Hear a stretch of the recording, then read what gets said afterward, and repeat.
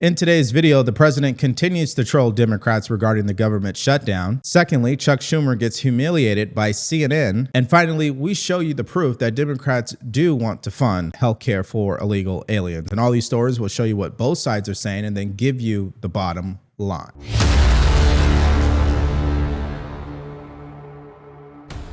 When he tried to hand you that Trump 2028 hat, what was your reaction?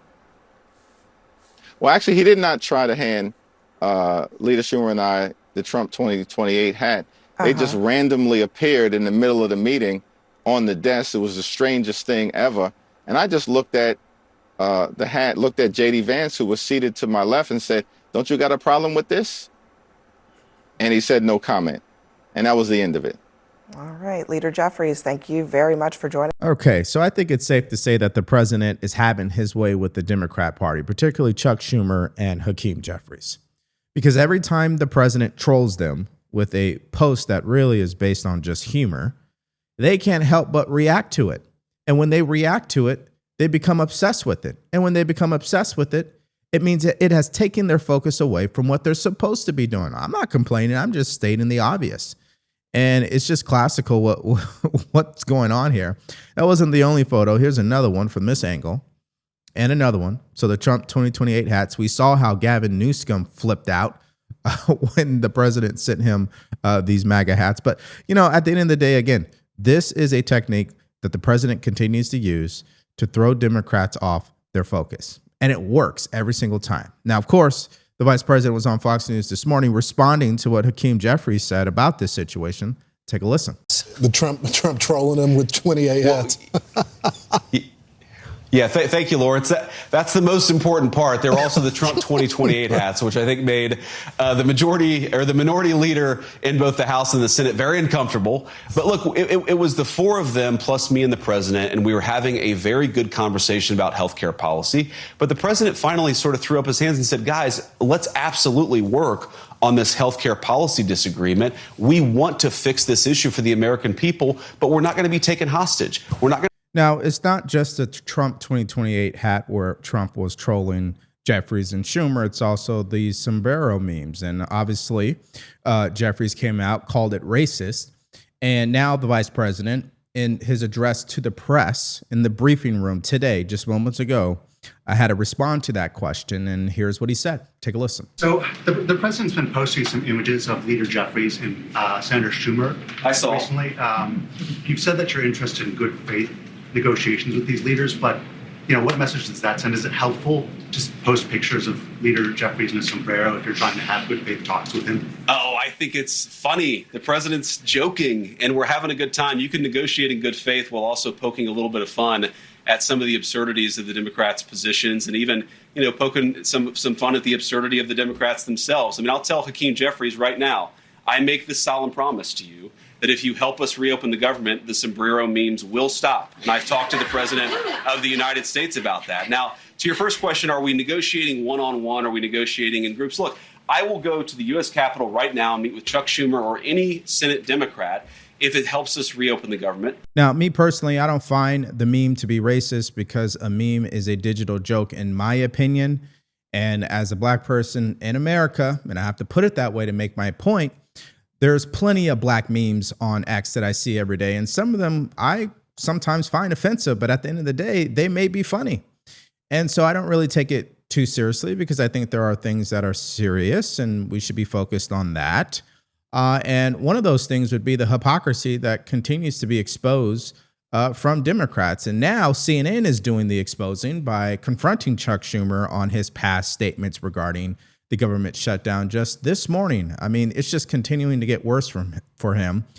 Take a look. One of the things that Republicans are also doing, and they're doing in the White House press briefing room, is the running sound of Democrats talking about shutdowns in the past, including sound of you. This is the type of thing you've said about shutdowns in the past. Let's listen. What if I persuaded my caucus to say I'm going to shut the government down? I'm going to not pay our bills unless I get my way. It's a politics of idiocy, of confrontation, of paralysis. Shutting down government over a policy difference is self-defeating. We can never hold American workers hostage again. While the CR bill is very bad, The potential for a shutdown has consequences for America that are much, much worse. Therefore, I will vote to keep the government open and not shut it down. That was you 3 times in the past. Go ahead. What's different this time? Yeah, that was in March, John, before they had done these horrible things to health care, before they had introduced these rescissions, which would allow them to ignore the budget process. And the bottom line is, when I was majority leader, we had 13 times to vote on a budget. Do you know why there was no shutdown? We sat and negotiated with the Republicans every time. They got some things, we got some things. All right. Essentially, he has no answer for his blatant hypocrisy. That's the bottom line to it. And I think CNN is getting a little annoyed at it, because why would they confront him over that? We know they want to see Trump fail.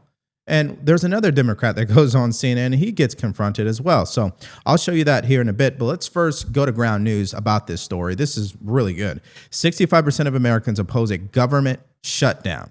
Now let's go a little step further, because this is the good thing about ground news. It gives you these bullet points. And if you read them, it gives you the full picture of what's going on. Let me read this to you. Polls found 65% of Americans opposed a shutdown, with 59% of independent voters and 92% of Republicans against it. Listen to this, while Democrats remain split. Now, that's the interesting thing, because CNN posted a survey this morning on their network showing how split Democrats really are on this issue. Take a look. How do voters feel, Harry? Yeah, normally voters want compromise. They don't want to shut down. All of a sudden, we're seeing quite different numbers this time around. What are we talking about? What Americans wanted pre-shutdown? You go back to 2013, 57% said they wanted compromise, no shutdown. Just a third of Americans, 33%, said that the folks in Washington should stand on principle. Let's jump forward to 2025. What do we find? We find a dead even split. We see 50% of Americans who say compromise, no shutdown, but basically right next to it, 49% of Americans say that, in fact, they want their representatives to stand on principle. So normally the case is voters don't want a shutdown, but now we're seeing about half of Americans saying, you know what, a shutdown, we believe in it as long as the folks are standing on principle. Now, in the next clip I'm going to show you, they go even deeper and show you by which party believes that the government should be shut down based on principles. And of course, it's Democrats all the way. But going back to ground news here, and why we love using this tool is because it gives us the full picture of what's being reported in the media, which allows us to critically think for ourselves. Now, some of you guys are like, DeVory, you talk about ground news so much, it almost sounds like a commercial. Guys, this is what we use to produce the show, okay? And if you want to be able to do your research and not wait around for me or be distracted by the propaganda on social media, you should be using ground news.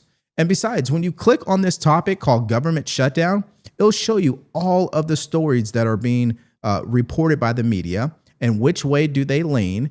And from there, you can do your own thinking. And I think that is phenomenal. So if you want to use this tool for yourself, all you have to do is go to ground.news/DeVory, or you could download the mobile app. Just use promo code DeVory, and it's going to give you access to everything that I showed you in this video, including 40% off the Vantage plan. Okay, so who shifted the most in that compromise category compared to where they were before? Yeah, okay. If we look back historically speaking, Republicans have generally been the ones who wanted folks to stand on principle, not necessarily given in compromise. Now the Democrats are joining them. Again, what Democrats wanted pre-shutdown? Back in 2013, just 18%, less than a fifth of Democrats said they wanted their representatives to stand on principle. The clear majority, 3 in 4 of them, 76%, said compromise, no shutdown. Jump over to this side of the screen. Look at this. That compromise, no shutdown, dropped 24 points to just 52%. That stand on principle, up like a rocket. Look at that. We're talking about 47% of Democrats say stand on principle. They don't want to compromise. And now we got those two sides pretty much dead even in that stand on principle. Up, what is that? That's 29 points compared to the shutdown that we saw just 12 years ago, Brianna. Now, after reviewing a lot of the commentary and interviews from this morning, especially on CNN, I mean, and this is just me speculating, it seems to me that CNN is annoyed at Democrats because they have a terrible way of trying to combat what's happening, basically, because we know CNN does not want Trump to win. So they're not even really upset at what Trump is doing. They're more upset that Democrats just don't have a solid answer. They cannot respond in a coherent way that articulates that they mean business and it's not just pure hypocrisy. That's exactly what's happening today with multiple people from the Democrat Party showing up on CNN, and you could just see it in their facial expressions. Here is another example, and this one I just think is funny because I guess Chuck Schumer's mic goes out after he was asked this question. Take a look. Every Republican who's gone on TV the last 12 hours or so has called this the Schumer shutdown. What do you say about that name?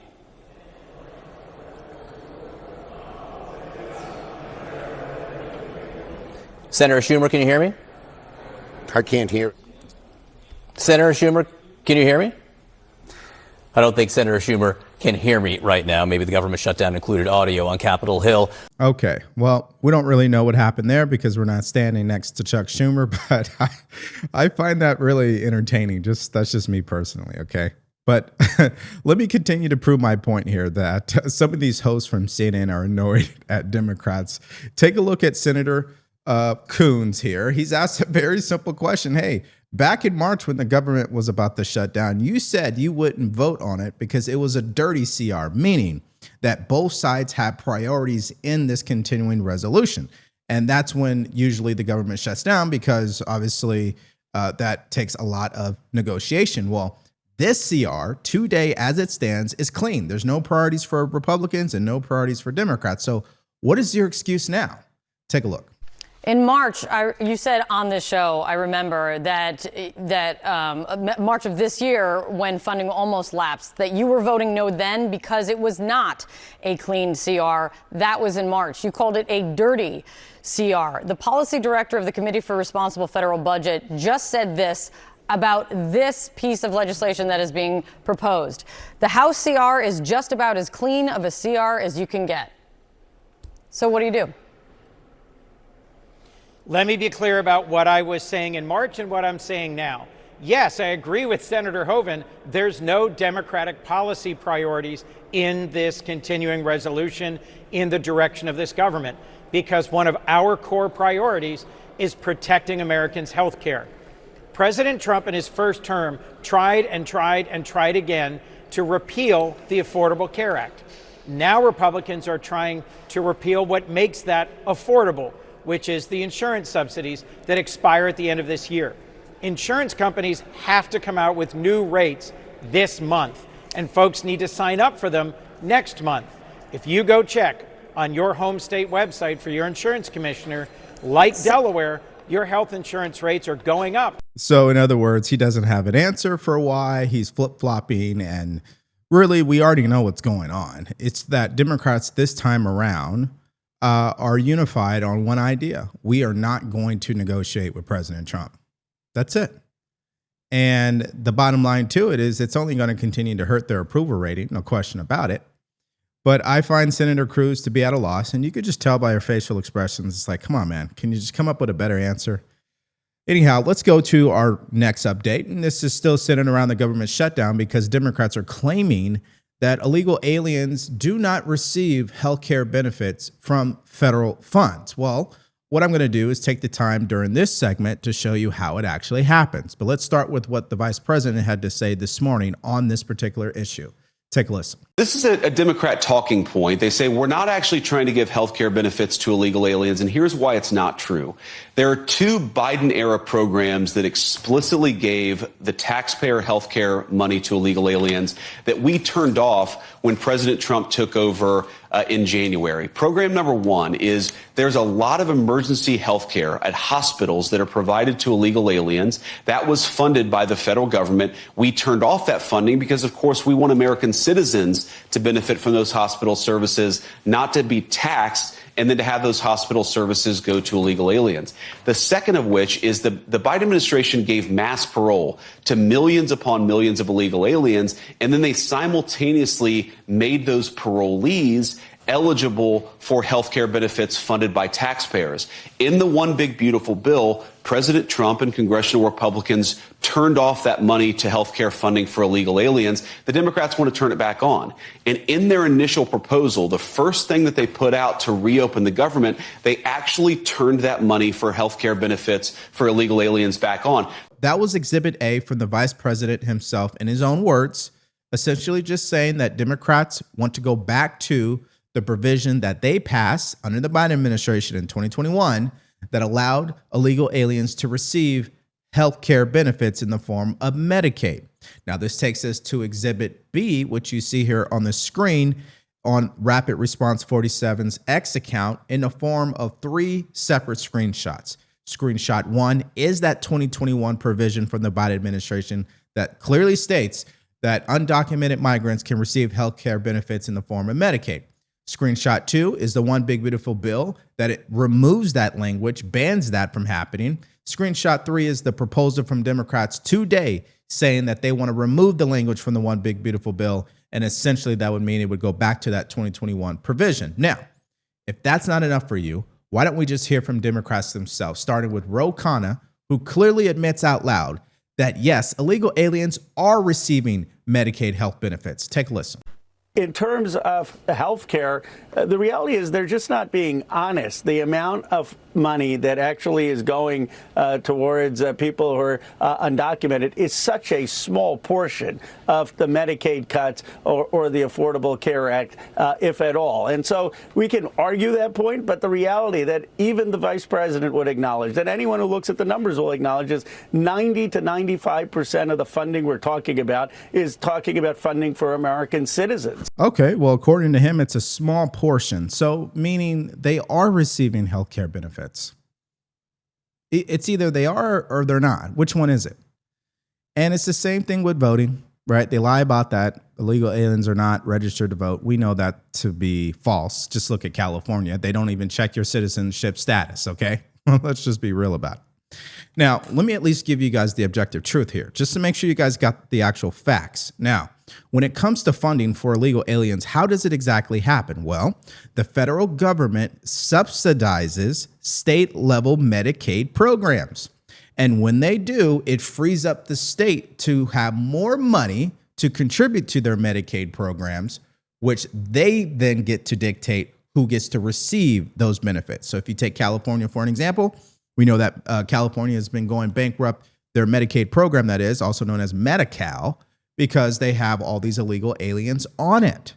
And that's why the federal government wants to reduce the Medicaid subsidies for states like California, because essentially the federal government, in an indirect way, is funding Medicaid benefits for illegal aliens.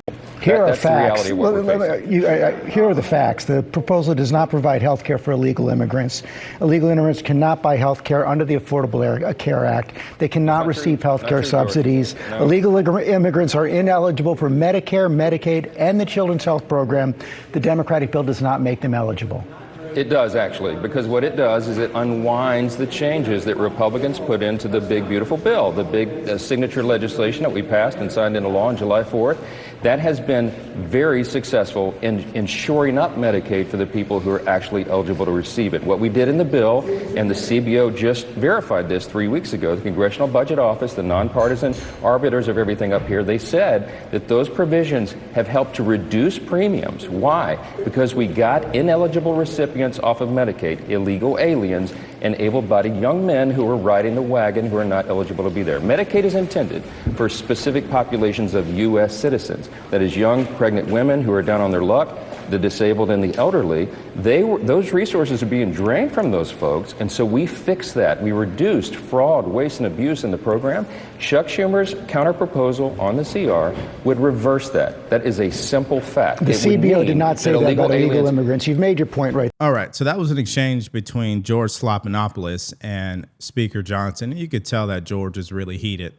I actually think, and I'm going to continue to ride with this analysis, that these people in mainstream media are just upset at the incompetence they're continuing to see from Democrats because they don't have a proper response to what the president is doing. And at some point, they just have to admit they are not prepared to actually collaborate with the president.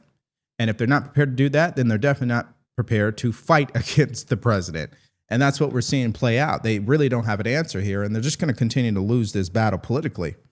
Now, the other battle that is going to be hard for them to win is what's happening between AOC and Chuck Schumer. And so you already know they're being trolled by the president. You know that they are losing the political battle and the messaging on social media. And now you have this distraction about AOC, which the Republicans have been pushing, meaning that Schumer has no confidence whatsoever, and it's really AOC driving all this. Well, here's what she had to say last night to that idea. Take a listen. And I saw some Republican members of Congress saying, oh, well, if we have this shutdown, it's because of AOC. Well, if that's the case, my office is open and you are free to walk in and negotiate with me directly. Because what I'm not going to do is tolerate 4 million uninsured Americans because Donald Trump decided one day that he wants to just make sure that kids are dying because they don't have access to insurance. That's what's not going to happen. And so if those senators think that we're having a shutdown because of me, they're free to enter my office and negotiate, because what we're not going to do is allow all of millions of people in this country to not be able to afford their insulin and their chemotherapy. So come strike a deal with me if that's what they really think is going on. Now, no matter your perception of what she said, the result is that the media ran with what she said and started questioning Chuck Schumer regarding it, and he kind of brushed it off. And then they even questioned Nancy Pelosi, and I guess she got a little upset at the question. Take a look. There was a thought from the Republicans that AOC is directing this, and she said that senators are welcome to go to her office directly. Is she driving that? Why are you saying such a ridiculous thing? I'm just quoting what AOC said. She said go to her office directly. Do you think there's any credibility to that? She's not directing this. She's wonderful. She's a real